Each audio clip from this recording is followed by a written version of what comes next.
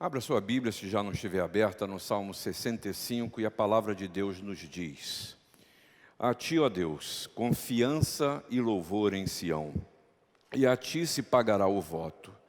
Ó tu que escutas a oração, a ti virão todos os homens por causa de suas iniquidades. Se prevalecem as nossas transgressões, tu nolas perdoas. Bem-aventurado aquele a quem escolhes e aproximas de ti, para que assista nos teus átrios. Ficaremos satisfeitos com a bondade de tua casa, o teu santo templo.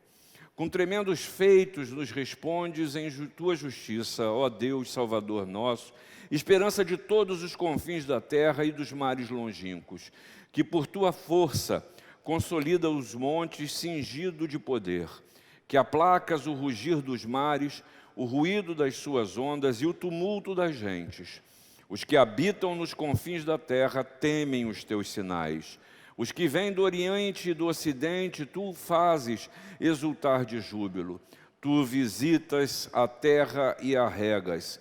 Tu a enriqueces copiosamente, os ribeiros de Deus são abundantes de água.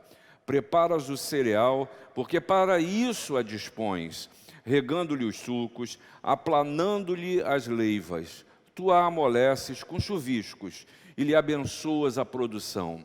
Coroas o ano da tua bondade.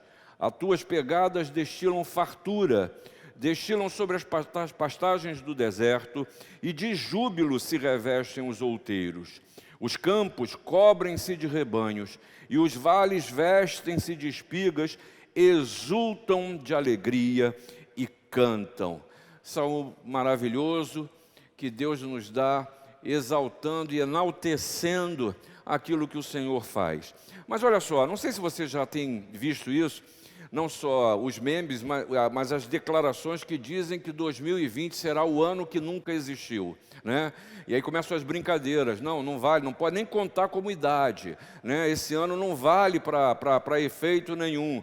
Porque diante disso tudo que a gente está passando, você tem alguma coisa de boa para falar durante esse tempo? A minha tentação, e seguramente a sua, é realmente a gente maldizer esse tempo, porque a gente não pode ir e vir, não há uma solução, os problemas continuam a aparecer, e a gente só ouve falar de mais problemas que surgem. E veja só, mas apesar disso tudo, lendo esse salmo e vendo tantos problemas que Davi elenca aqui, eu quero falar para você sobre bondade nessa manhã. Esse é um cântico de Davi, e cântico é para cantar. E o convite é que você entoie esse cântico, lembrando do que Davi está falando, apesar de talvez você, como eu, diga: cantar o quê ou para quê? Na verdade, nessa manhã, Deus quer te ensinar uma nova música, para que você possa cantar. Porque esse salmo, ele resulta da avaliação do ano agrícola que o povo passou. É um salmo que proclama a bênção da colheita. E aí tem algumas curiosidades. Você percebeu no salmo? Davi começa falando de si mesmo, falando de pecado, falando de iniquidade. Depois ele passa a falar da presença e da intervenção de Deus no cosmos e na história. E só depois ele celebra a bênção das searas. Ele faz uma afirmação que, se nós compararmos com o nosso ano de 2020, eu não sei se a gente afirmaria isso. Olha o que ele escreve aí no versículo 11. Coroas o ano da tua bondade. Mas olha que curioso. O salmo está falando de terra, de água, de ribeiros, de cereal, de sucos, de leivas, de chuvisco. Mas você não pode esquecer, ou talvez você precisa saber, que ele está falando de uma terra que é na região de Israel, que é uma área que na sua grande maioria é desértica. E ele chega a citar essa realidade.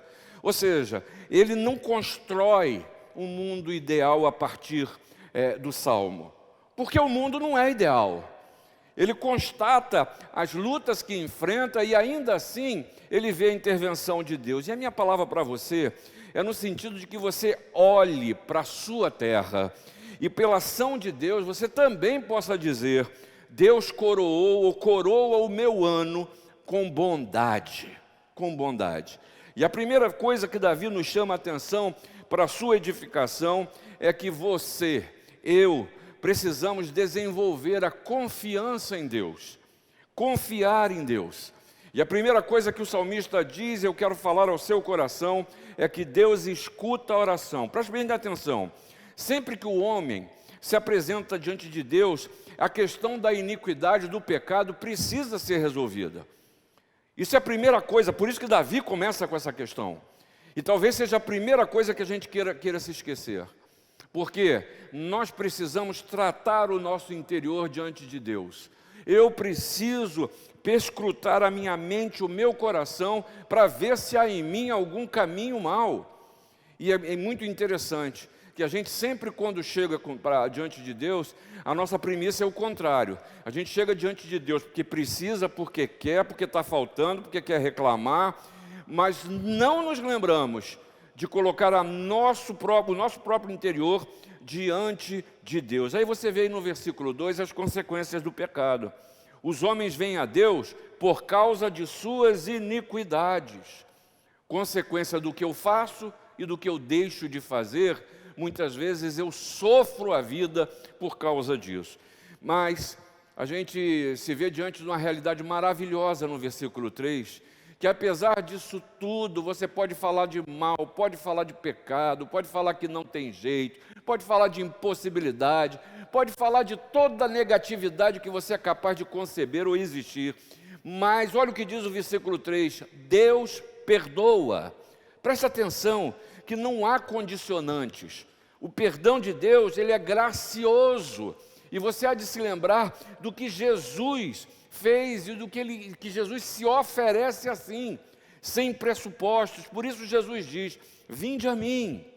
Por isso Jesus diz, peço ao Pai que os livre do mal. Por isso Jesus diz, vá e não peques mais. Simples assim, Deus escuta a sua oração. Eu preciso desenvolver a confiança em Deus. E Ele escuta a sua oração porque Deus é acolhedor. E veja que o salmista fala da felicidade de estar nos braços do Senhor. Perceba que o adorador é tratado como um sacerdote. Olha o que diz o texto, passa a assistir nos átrios do Senhor. E aí eu quero trazer à sua memória 3 realidades que também a gente se esquece. A sua tendência e a minha é escolher esse lugar, o templo, nós chamamos de templo esse lugar. E achamos que Deus só está neste lugar. Por isso que tem muita gente hoje perdida, porque nós não podemos estar no templo, no lugar que Deus habita, e a pessoa acha que não está vivendo fé e que Deus não fala ao seu coração. Mas eu quero dizer para você que, primeira coisa, a sua vida é um sacerdócio. Deus te chama para ser um sacerdote, para servir nos átrios do Senhor. Olha o que Pedro nos chama a atenção. Vós, porém, sois raça eleita, sacerdote real, nação santa, povo de propriedade exclusiva de Deus, a fim de proclamardes as virtudes daquele que vos chamou das trevas para a sua maravilhosa luz. O que a palavra de Deus, Davi te chama a atenção aqui, Pedro nos chama a atenção, é que eu sou um sacerdote na nova aliança, você é um sacerdote. Não jogue a responsabilidade da sua vida espiritual para qualquer homem que seja, ainda que seja um pastor. Você precisa assumir a liderança da sua vida espiritual, se assumindo como um sacerdote diante de Deus. E o que faz o sacerdote? O que faz o sacerdote? Ele ministra diante do Senhor, não é isso? E aí, tem uma segunda coisa que eu e você precisamos nos lembrar. Primeiro, eu sou sacerdote, mas a segunda, Deus lhe quer prestando culto. É assim que Deus nos quer. E aí Paulo te chama a atenção em Romanos 12, versículo 1, dizendo o seguinte, rogo-vos, pois, irmãos, pelas misericórdias de Deus, que apresenteis o vosso corpo por sacrifício vivo, santo e agradável a Deus, que é o vosso culto racional. Porque tem sacerdote que é curioso, tem sacerdote que não presta culto. Seria e é uma incoerência, não é? Eu me formar como engenheiro e não exercer. Seria uma incoerência um médico que não usa o seu conhecimento, está no hospital e não usa o seu conhecimento. Eu não quero usar muitos exemplos, porque eu corro um sério risco de errar. Mas o que eu quero dizer é que, como sacerdote, o Senhor lhe convida a que você cumpra a sua função, ou seja, prestar culto ao Senhor. E prestar culto ao Senhor é num lugar específico. E aí é o terceiro destaque que eu quero lhe fazer.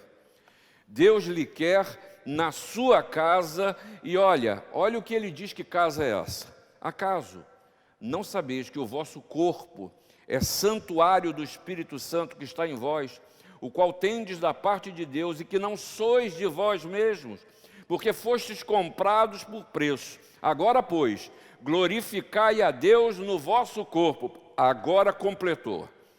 O lugar de culto é você. O que fazer? Cultuar você. E quem ministra nesse culto? O sacerdote, que é você. Adore ao Senhor na sua vida. E mais um ponto que eu quero te deixar com você. Nessa certeza de que eu preciso confiar no Senhor. Saiba você que Deus acolhe o que você fala. Deus acolhe o que você diz. O salmista, no Salmo de número 6, versículo 9, diz: o Senhor ouviu a minha súplica, o Senhor acolhe a minha oração. Em Provérbios 18, a palavra diz: torre forte é o nome do Senhor, a qual o justo se acolhe e está seguro. Deus ouve o que nós falamos. Eu preciso desenvolver confiança em Deus. Deus coroa o meu ano com bondade. A segunda realidade que o salmista nos chama a atenção é que Deus responde aos homens. Deus nos responde, não é só que Ele acolhe o que você fala, não é só que eu preciso desenvolver confiança, mas é uma relação em que Deus também me acolhe, mais do que isso, responde às minhas orações. Olha o que diz no versículo 4. Aqueles a quem Deus escolhe são bem-aventurados, são felizes. E eu não vou querer expor aqui, não é o momento para isso, o conceito de eleição. Mas algumas coisas você precisa saber, eu quero destacar, que o olhar de Deus sobre você é o olhar de salvação. Não esquece isso não. Não esquece disso nos momentos de alegria. Não esquece disso nos momentos da dúvida. Não esquece disso nos momentos da incerteza, da insegurança, da tristeza, da lágrima. Quem sabe até em momentos que você se sente até depressivo. Não esquece. O olhar do Senhor sobre você é o olhar de salvação. Olha o que Paulo escreveu uma vez mais aos Romanos no capítulo 11. O que diremos, pois? O que Israel busca, isso não conseguiu, mas a eleição o alcançou. E os mais foram endurecidos, como está escrito. Deus lhes deu o espírito de entorpecimento, olhos para não ver e ouvidos para não ouvir até o dia de hoje. E diz Davi: torne-se-lhes a mesa em laço e armadilha, em tropeço e punição. Escureçam-lhes os olhos para que não vejam e fiquem para sempre encurvados das suas costas. Pergunto, pois, porventura tropeçaram para que caíssem? De modo nenhum, mas pela sua transgressão veio a salvação aos gentios para pô-los em ciúme. Deus olha para você, independente de quem você seja, onde você esteja, com um olhar de salvação. E sabe qual é a fonte dessa bênção? A livre graça de Deus. Não é o que você pode fazer, não é o que eu posso fazer.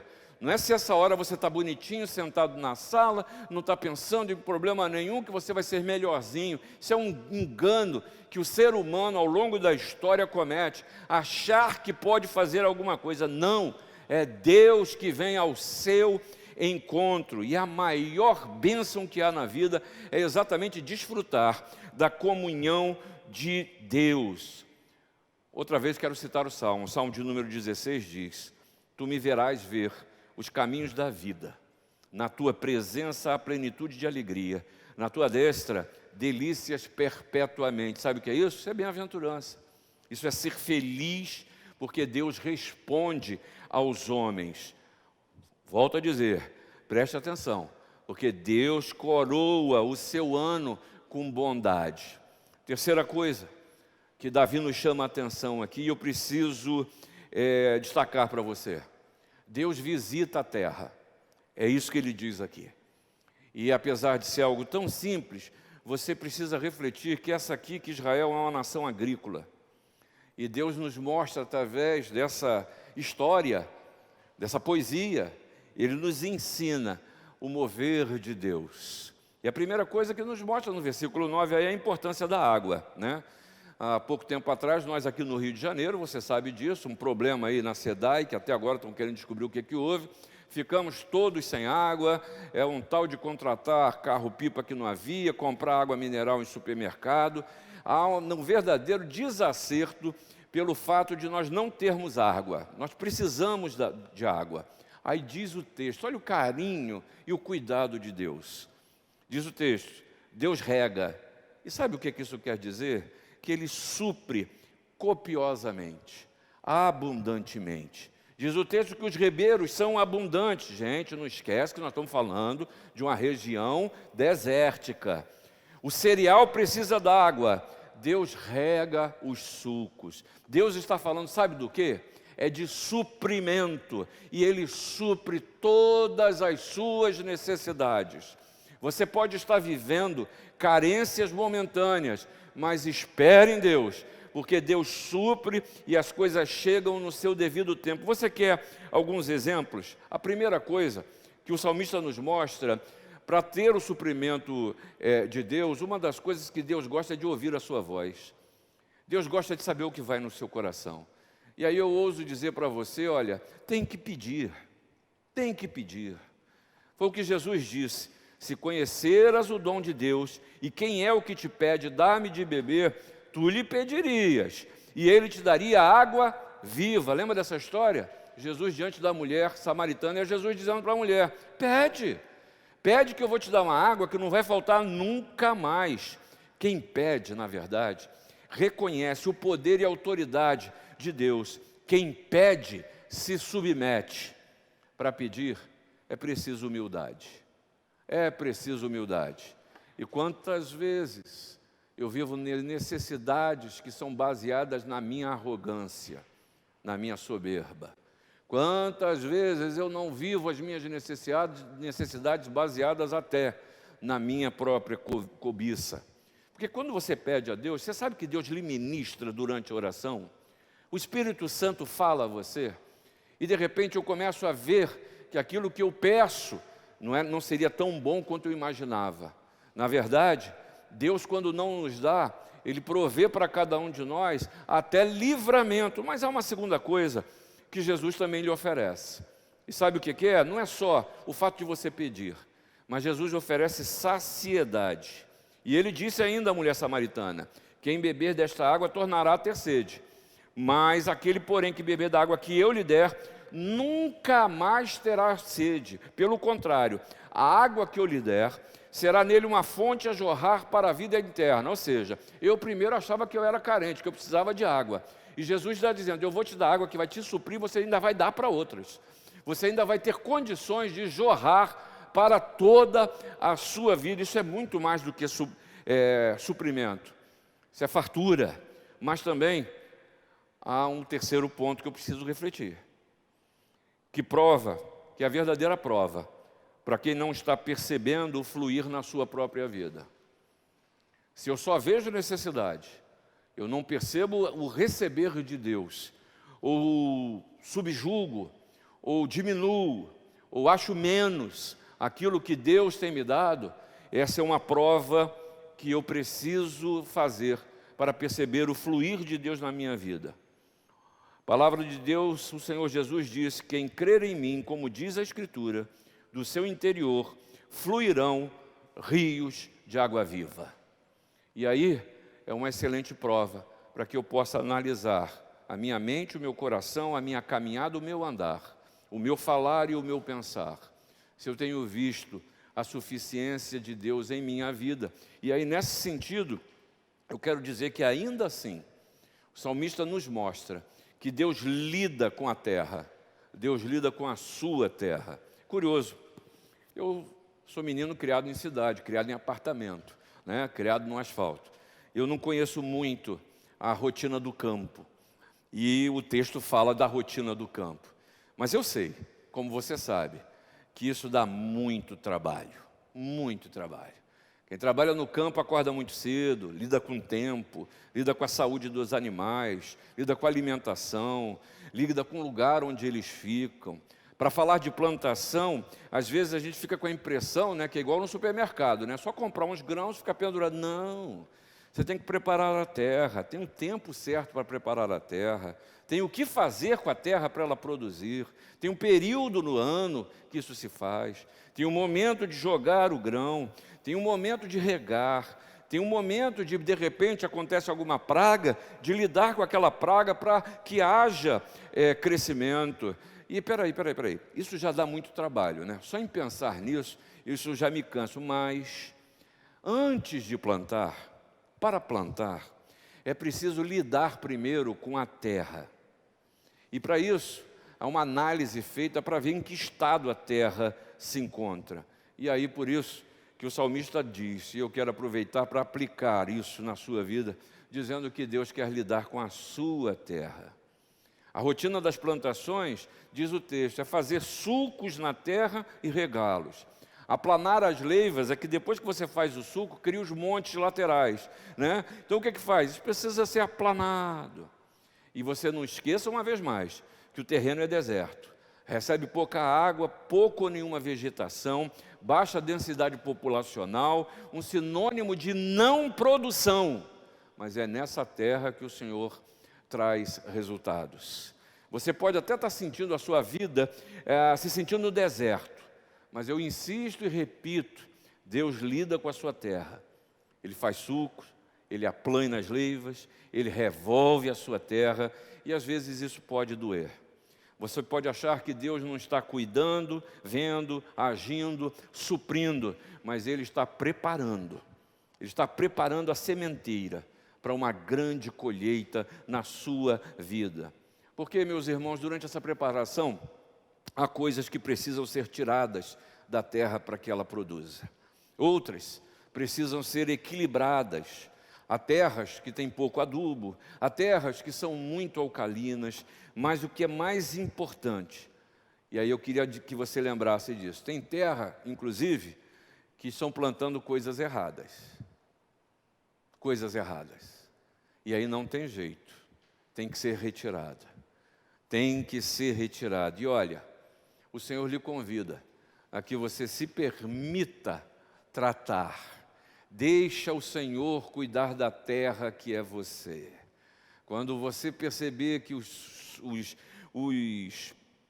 sulcos estão sendo feitos, e isso dói, interprete como Deus que começa a preparar. Interprete como Deus precisando lidar e aplainar as leivas da sua vida, porque impedirão que haja um crescimento coordenado, correto, para melhor na sua vida. Mas não ouse colocar grãos na sua existência sem você ouvir a voz do Senhor, porque você pode estar plantando coisa errada. E aí quando nasce, o produto não é o que você espera. Mas também, o salmista te convida a não ficar olhando apenas para o processo. E a gente se perde no processo muitas vezes, né? Então tem gente que só quer saber do suco, o outro só quer saber da leiva, o outro só se preocupa com o grão. E você fica preocupado na coordenação disso tudo, o que há de ser. Mas o Senhor convida você a olhar para o alvo, você olhar para o final. Não fique reclamando da vida, olhe para a eternidade. Perceba que o salmista, depois de passar por todo o processo, faz uma análise do ano e diz: coroas o ano de bondade, de bondade. Cuidado com conclusões na sua vida apressadas. Cuidado com maledicências que você proclama. Cuidado com as maldições que você faz questão de deixar tomar conta da sua mente, porque você não conhece o todo. A palavra de Deus, Jesus mesmo disse que nós conhecemos em parte. Veja e tenha capacidade, como Samuel nos ensina, dizendo, e às vezes repete, às vezes nós repetimos, eu acho que até às vezes como uma ladainha, para poder ver se acontece, não por convicção. Disse Samuel: Ebenezer, até aqui nos ajudou o Senhor, agradeça hoje, porque você está vivo. Agradeça hoje, porque você está esperando e você tem o que se alimentar. Agradeça hoje pela família que Deus lhe deu. Agradeça hoje pelo alimento, pela veste, pela casa que você tem.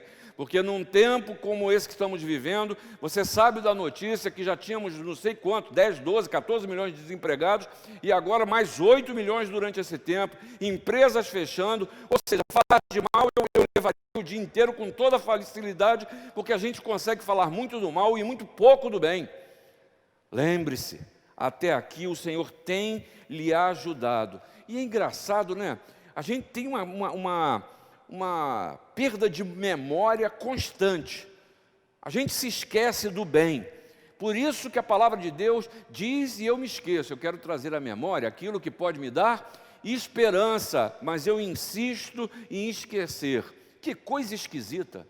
Que coisa esquisita. Quando as intempéries vêm, eu me desespero e esqueço de quem é Deus, como Ele age, do que Ele é capaz, do que Ele já fez na minha vida. A gente vive nosso relacionamento Deus como se fosse uma tábula rasa, uma folha em branco que sempre precisa começar do zero. E aí a gente vai existindo e Deus vai mudando a sorte e a gente esquece. Ah, meu irmão, que você possa declarar e saber que Deus visita a sua terra. Por quê? Porque você precisa se lembrar que Deus coroa o seu ano de bondade, com bondade. E eu quero terminar dizendo a vocês, chamando a sua atenção, para umas constatações do salmista. Primeira delas, as pegadas, e ele disse isso, destilam fartura.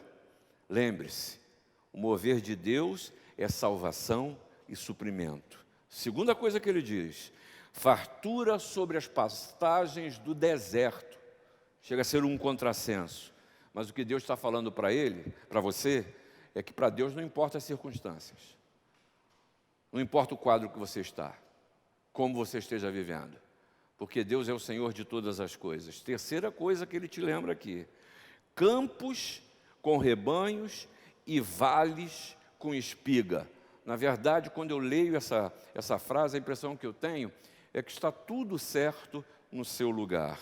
Porque, na verdade, é o que Deus faz. Coloca tudo certo no seu lugar, no seu devido tempo, e tudo vai bem. E aí eu não posso me esquecer um texto que você sabe de cor, que encontra no final do Salmo 23. Deus coroou o seu ano com bondade. Olha o que diz o salmista. Bondade e misericórdia certamente me seguirão todos os dias da minha vida, e habitarei na casa do Senhor para todo o sempre.